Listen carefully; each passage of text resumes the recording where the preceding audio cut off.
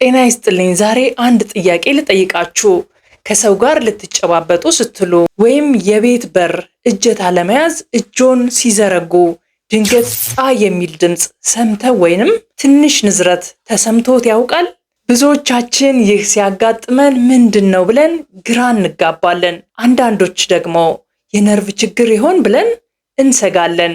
ዛሬ በዚህ ቪዲዮ ይህ ድንገተኛ ንዝረት ወይንም ስታቲክ ኤሌክትሪክ ምንድነው? ለጤናችን አደገኛ ነው? እንዴትስ ልንከላከለው እንችላለን? የሚሉትን ነጥቦች በሳይንሳዊ መንገድ በቀለለ አቀራረብ እናያለን። እስከ መጨረሻው አብራችሁን ቆዩ። ስታቲክ ኤሌክትሪክ ምንድነው? ለመሆኑ ስታቲክ ኤሌክትሪክ ከየት ነው የሚመጣው? በዙሪያችን የምናያቸው ነገሮች በሙሉ ልብሳችን፣ የምንጠቀመው ስልክ፣ ሌላው ቀርቶ የምንጠጣው ውሃ ጭምር የተሰሩት አተም ከሚባሉ እጅግ በጣም ጥቃቅን ቅንጣቶች ነው። በእነዚህ አተሞች ውስጥ ደግሞ ፖዚቲቭ እና ኔጌቲቭ የሚባሉ ቻርጆች አሉ። ልክ እንደ ባትሪ ድንጋይ ማለት ነው። አብዛኛውን ጊዜ እነዚህ ቻርጆች ቁጥራቸው እኩል ስለሆነና ሚዛናቸውን ስለሚጠብቁ ምንም አይነት ንዝረት አይሰማንም። ነገር ግን ሁለት የተለያዩ ነገሮች እርስ በርስ ሲፋተጉ ነገሩ ይለወጣል። ለምሳሌ በምንጣፍ ላይ በጫማችሁ ስትራመዱ ወይም ሹራባችሁን ስታወልቁ በፍሪክሽን ምክንያት አንደኛው ነገር ከሌላኛው ላይ የኔጌቲቭ ቻርጆችን ወይንም ኤሌክትሮኖችን ይሰርቃል። በዚህ ጊዜ አንደኛው ነገር ቻርጅ ይከማችበታል። ለምሳሌ ሰውነቶ ብዙ ኔጌቲቭ ቻርጆችን ከሰበሰበ ልክ እንደ አንድ ትንሽ ባትሪ ያህል ያጠራቅማል ማለት ነው።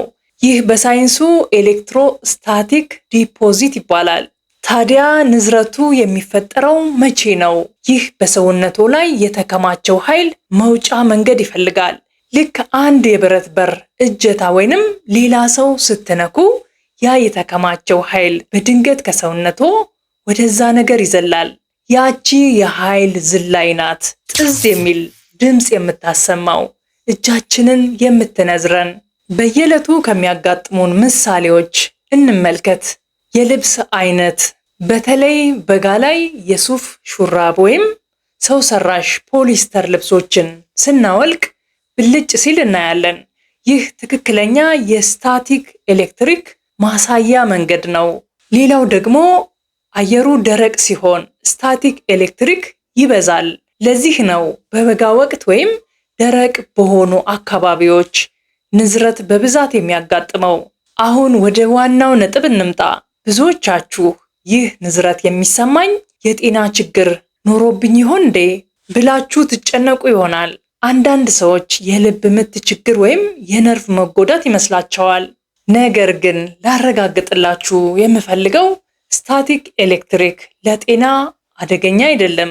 ይህ ኤሌክትሪክ በውስጣዊ የሰውነት ክፍሎቻችን ወይም በደማችን ውስጥ የሚሰራጭ ሳይሆን ከላይ በቆዳችን ወይም በልብሳችን ላይ የሚከማች ተራ የፊዚክስ ክስተት ነው።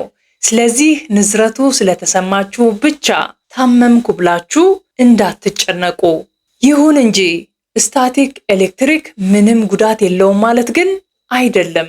ትኩረት ልንሰጠው የሚገባ አንድ እውነተኛ አደጋ አለ። ይህም ነዳጅ ማደያ አካባቢ ነው። ነዳጅ በሚቀዳበት ጊዜ የሚወጣው ጋዝ በጣም በቀላሉ የሚቀጣጠል ነው። ያቺ በሰውነታችን ላይ የምትፈጠር ትንሽ የኤሌክትሪክ ብልጭታ ከነዳጁ ጋር ከተገናኘች እሳት ሊነሳ ይችላል። ማድረግ ያለብን ጥንቃቄ ነዳጅ ከመቅዳቶ በፊት ወይም የነዳጁ መቅጃውን ከመያዞ በፊት የመኪናውን የብረት አካል በእጆ ይንኩ። ይህንን ሲያደርጉ በሰውነቶ ላይ የተከማቸው ኃይል ወደ መኪናው ብረት ይወጣል፣ ይጠፋል ወይም ዲስቻርጅ ይሆናል። ይህን ካደረጉ በኋላ በነፃነት ነዳጅ መቅዳት ይችላሉ። ይህ ቀላል ጥንቃቄ ነገር ግን ትልቅ አደጋን ይከላከላል። ይህንን ጥንቃቄ ለምታውቋቸው አሽከርካሪዎች ሁሉ አጋሩ። አሁን ደግሞ ይህን የሚያስደነግጥ ንዝረት እንዳይከሰት ምን ማድረግ እንችላለን ወደሚለው መፍትሄ እንሂድ። በቤታችሁ ልታደርጓቸው የምትችሏቸው 4 ቀላል ዘዴዎች አሉ። የመጀመሪያውና ቀላሉ መንገድ ቆዳን ማለስለስ ነው። ደረቅ ቆዳ ለስታቲክ ኤሌክትሪክ ክምችት በጣም ምቹ ነው። ቆዳችሁ በደረቀ ቁጥር ከልብሳችሁ ጋር የሚኖረው ትጊያ ወይንም ፍሪክሽን ይጨምራል። ስለዚህ ጥራት ያለው ሎሽን ወይም የሰውነት ቅባት በመጠቀም ቆዳችሁን ካለሰለሳችሁ ኤሌክትሪኩ የመከማቸት እድሉ በከፍተኛ ሁኔታ ይቀንሳል። የልብስ ምርጫ ልብሳችሁ ለዚህ ችግር ዋነኛው ምክንያት ሊሆን ይችላል። እንደ ላይለን እና ፖሊስተር የመሳሰሉ ሰው ሰራሽ ልብሶች ኤሌክትሪክን በከፍተኛ ሁኔታ ያከማቻሉ።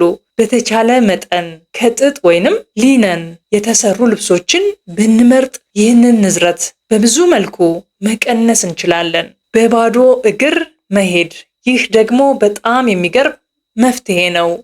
በሰውነታችሁ ውስጥ የተከማቸ የኤሌክትሪክ ኃይል ካለ መሬት ላይ በባዶ እግራችሁ ለጥቂት ደቂቃዎች መቆም ወይም መራመድ ያንን ኃይል ወደ መሬት ያፈሰዋል። መሬት ትርፍ ኤሌክትሪክን የመሳብ ተፈጥሯዊ ብቃት ስላላት ሰውነታችንን ነፃ ታደርገዋለች።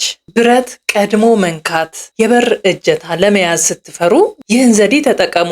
እጀታውን በቀጥታ በጣታችሁ ከመንካታችሁ በፊት በኪሳችሁ የያዛችሁትን ቁልፍ ወይንም ሳንቲም በመጠቀም ብረቱን አስቀድማችሁ ንኩት። በዚህ ጊዜ ኤሌክትሪኩ በቁልፉ በኩል ስለሚወጣ እናንተ ምንም አይነት ህመም ወይም ንዝረት አይሰማችሁም። ከነዚህ መፍትሄዎች ውስጥ እናንተ የትኛውን ሞክራችሁ ታውቃላችሁ? ወይም የትኛው ይበልጥ የተመቻችሁ ይመስላችኋል? ኮሜንት ላይ አሳውቁኝ።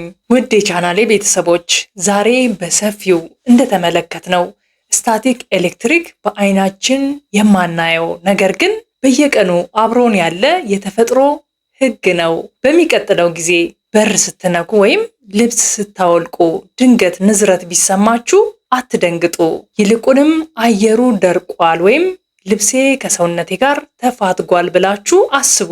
ይህ የጤና ችግር ሳይሆን ሰውነታችሁ የተከማቸውን ኃይል የሚረጭበት ተፈጥሯዊ ሂደት መሆኑን ተረድታችሁ ተረጋጉ። ይህ መረጃ ጠቃሚ ሆኖ ካገኙት ለሌሎችም እንዲደርስ ከፈለጉ ለወዳጅ ዘመዶ ሼር በማድረግ ተባበሩ። እናንተስ በብዛት ንዝረት የሚሰማችሁ የት ቦታ ነው? በቤታችሁ ወይስ መኪና ውስጥ? ያጋጠማችሁን ኮሜንት ላይ ጻፉልኝ። ለጤናዎ የሚሆኑ መሰል ትምህርታዊ መረጃዎችን በየጊዜው ለማግኘት ቻናሉን ሰብስክራይብ ማድረጉንና የደወል ምልክቷን መጫኑን እንዳይረሱ። በቀጣይ ቪዲዮ በሌላ አስገራሚ ርዕስ እስክንገናኝ ድረስ ጤናችሁን ጠብቁ። በሰላም ቆዩልኝ።